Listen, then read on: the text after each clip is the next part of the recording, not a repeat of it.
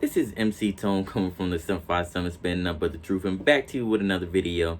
And you know what it is. It's the NFL team breakdown and you know what I mean, it's time for the Carolina Panthers, man. What all season they had, getting rid of one of the probably to me their best franchise player ever, which was Cam Newton. It was kind of really a little shady to me, man. Cam Newton gave his heart and soul, and I think that he just wanted honesty and clarity through that situation. And you know what I mean? I don't think he really got it in the frustration, you know. And I think a few players, like Greg Olsen, kind of agree with him that they just wanted clarity through that situation, man. But yeah, hey, I guess life moves on. They had a decent offseason to me. It's just like you got to move ahead with Cam, the future post era Cam era, you know. So let me begin the video, man. The Carolina Panthers, coached by the new Matt Rule out of Temple. I mean, excuse me, out of Baylor. He also coached at Temple. Did a good job at Baylor. Replacing Rob Rivera. You know, they lost Luke Kuechly in the offseason, who was basically the best middle linebacker in football, and it was a hard loss for them, especially losing a leader like Luke Kuechly. I think it was time, I guess, you know. The concussions finally caught up to him. I think he knew what his body was telling him. He was just done, but it was a sad loss for the Carolina Panthers, definitely losing Luke Kuechly. I think they had a decent draft, man. They drafted all defense, man. So you kind of know what kind of mentality they're trying to have.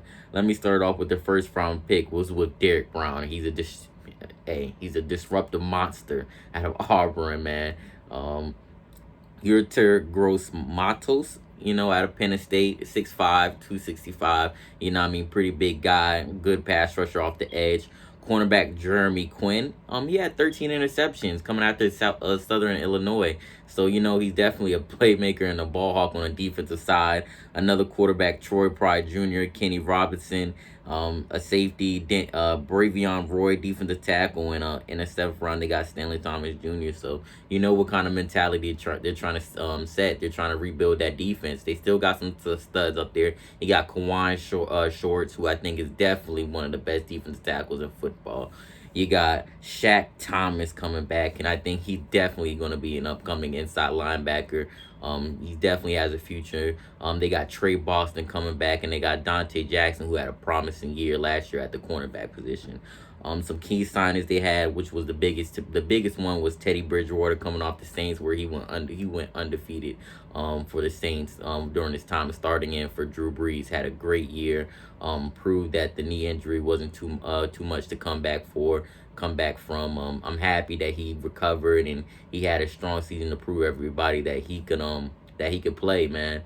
And you got Robbie Anderson, who's a deep threat. You got Seth Roberts. You got Tyre Whitehead, who brings depth at that linebacker position. Like I said earlier, Luke Kuechly retired. A major loss for them. And Russell Okung for the offensive tackle to help protect Teddy Bridgewater. Let me give for the offensive stats. They were in the middle of pack for a lot of these offensive stats. They were fifth in plays, which was top 5, pretty good. Top 20 in total of points. Points were 20, yards were 19th, passing yards were 20, passing touchdowns were 31st, 14th in the rushing touchdowns were 4th, red zone touchdowns were 16th, overall touchdowns was 18th. And but they allowed 58 sacks, man. And I hope they do a better job of protecting Teddy Bridgewater. And another, to me, important key signing that I think is overlooked, or maybe it isn't, is that Joe Brady, man. That was what he did to Joe Burrow to make him a #1 pick. I'm not saying that he made him or Joe Burrow didn't do no work to get there, but Joe Brady definitely is an upcoming offensive coordinator, and man, that was a huge signing by the Carolina Panthers, man, to get Joe Brady in there to help run the offense. And maybe the scheme and having Christian McCaffrey coming back is going to definitely help that. You know, you got Curtis Samuel, you got DJ Moore, and you got Christian McCaffrey coming back. To me, that's pretty a a defensive offense coming back from, Christian McCaffrey. He's a do-it-all back. DJ Moore definitely had a better season last year. Curtis Samuel, I think he's going to improve and only get better and better. And you got Robbie Anderson stretching the defense. So, the Carolina Panthers do got offensive threats. It just comes down to, can you protect the quarterback, to really help overcome that. And points and defense to me was kind of shocking. The defense was not really that good to me last year. Points were, they were 31st, yards were 23rd. They weren't too bad in passing yards and passing touchdown, 13th and 8th respectively. 29th in rushing yards, 32nd in rushing touchdowns.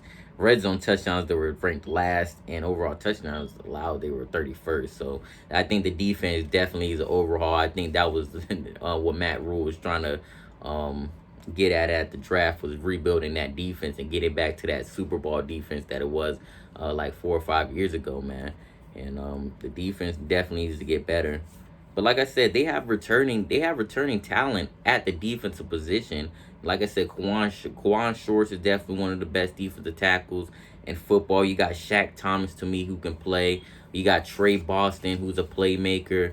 You got Dante Jackson at the #1 cornerback position. You're probably going to be on the other side. It's probably going to be Eli Apple, who is shaky this so far in his career, but hopefully with that scheme that they can improve on that. But I think the Carolina Panthers are not going to be too bad. I think they have a decent offensive coordinator running it. I'm not really too sure about Matt Rule and how he transitions into the NFL, but everywhere a good note to follow is that he won everywhere he's been, and that's a positive note to go off of. I'm just curious of how this Panthers team is going to come after the post Cam Newton era. Do I got them finishing first? No, I got Tampa Bay finishing first.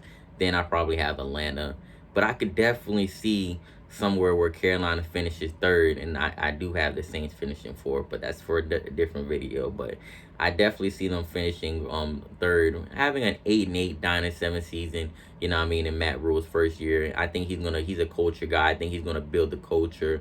I'm just really curious what is this post era Cam Newton is gonna look like. Let me know your thoughts, share your opinions. Like, comment. I'll try to comment back if you have any opinions. Tone out. Thank you.